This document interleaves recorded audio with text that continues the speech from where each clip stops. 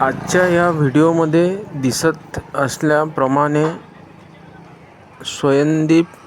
स्वयंदीप बुद्धविहार हे शहरातील अतिशय महत्त्वाच्या ठिकाणी आणि आर्थिक दृष्टिकोनातूनही तुम्हाला त्याची अनुभूती कदाचित झालेलीच असावी. जास्त आतमध्ये आपण ते अलाउड नसल्यामुळं जाणार नाही, म्हणून तुम्हाला त्याची माहिती खोलवर मिळू शकणार नाही.